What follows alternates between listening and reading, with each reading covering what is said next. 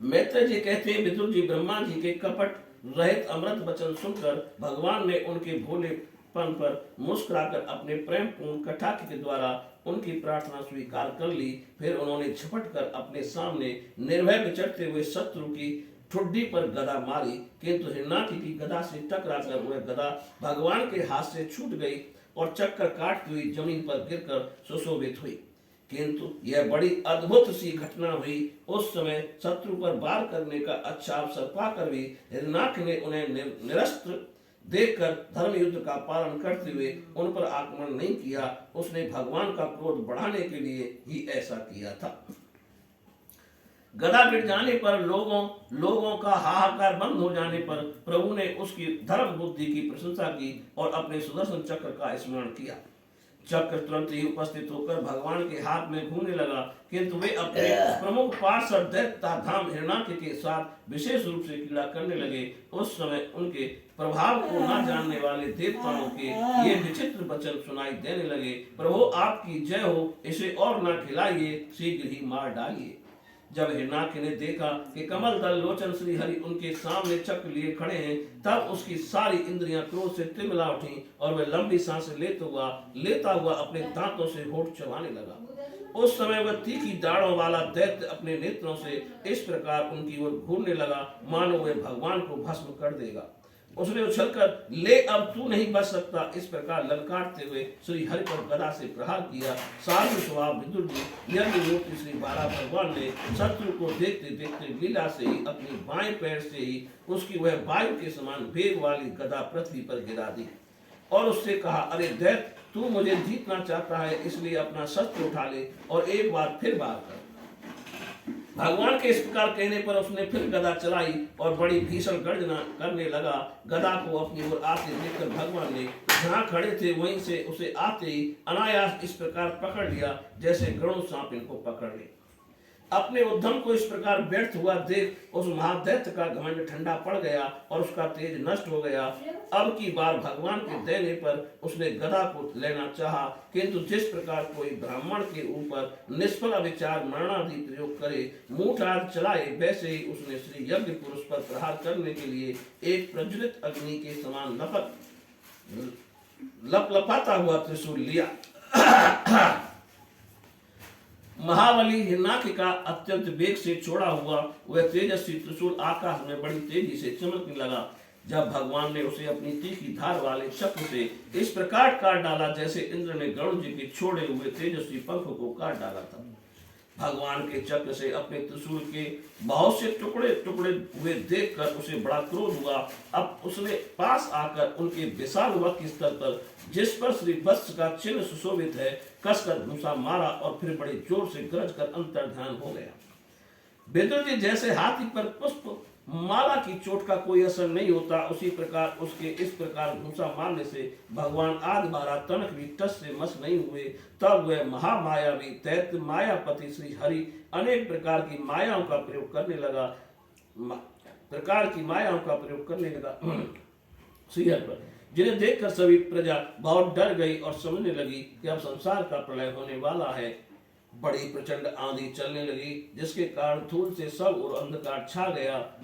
सब ओर से पत्थरों की वर्षा होने लगी, जो जैसे जान पड़ते थे मानो किसी खेपण यंत्र गुलेल से फेंके जा रहे हैं। बिजली की चमचमाहट और कड़क के बाद बादलों के घिर जाने से आकाश में सूर्य चंद्र आदि ग्रह छिप गए तथा उनसे निरंतर पीप के रुधिर, विष्ठा, मूत्र और हड्डियों की वर्षा होने लगी।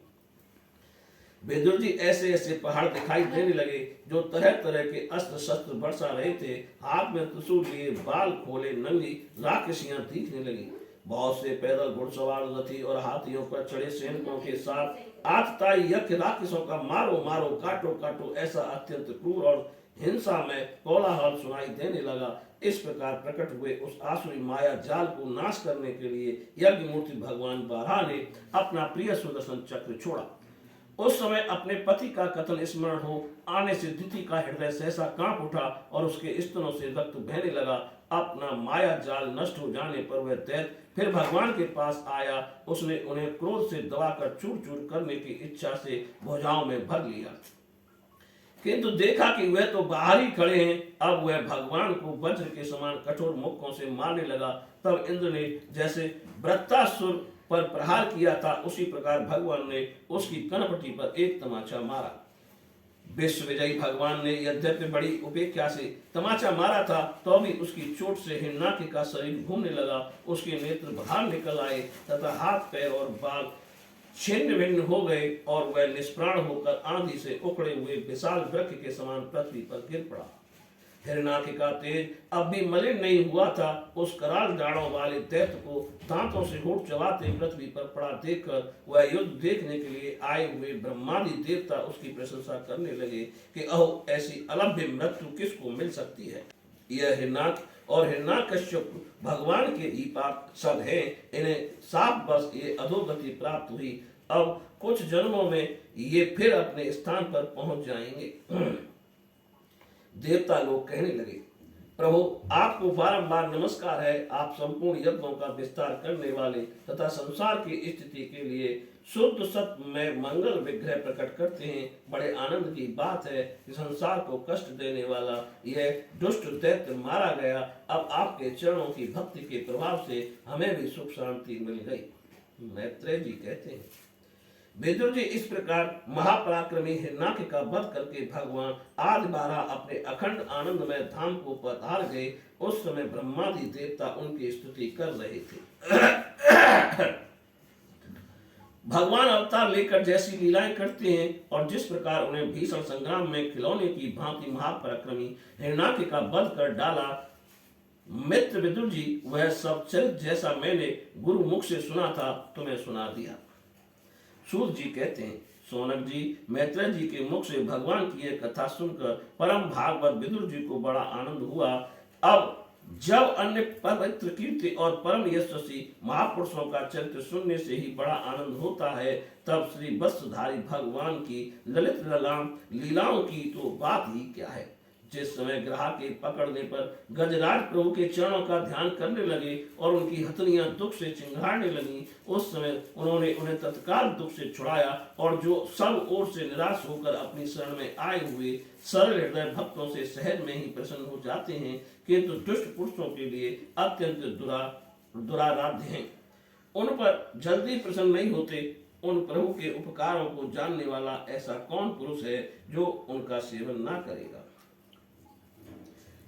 शौनकादि ऋषियों पृथ्वी का उद्धार करने के लिए 12 रूप धारण करने वाले श्री हरि के इस हिरणाक्ष वध का नामक परम अद्भुत लीलाओं को जो पुरुष सुनता और गाता अथवा अनुमोदन करता है, वह ब्रह्म हत्या जैसे घोर पाप से भी सहज में ही छूट जाता है। यह चरित्र अत्यंत पुण्यप्रद, परम पवित्र और धन और यश की प्राप्ति कराने वाला, आयु वर्धक और कामनाओं की पूर्ति करने वाला तथा युद्ध में प्राण और इंद्रियों की शक्ति बढ़ाने वाला है। जो लोग इसे सुनते हैं उन्हें अंत में श्री भगवान का आश्रय प्राप्त होता है। बोलिए श्री कृष्ण भगवान की जय।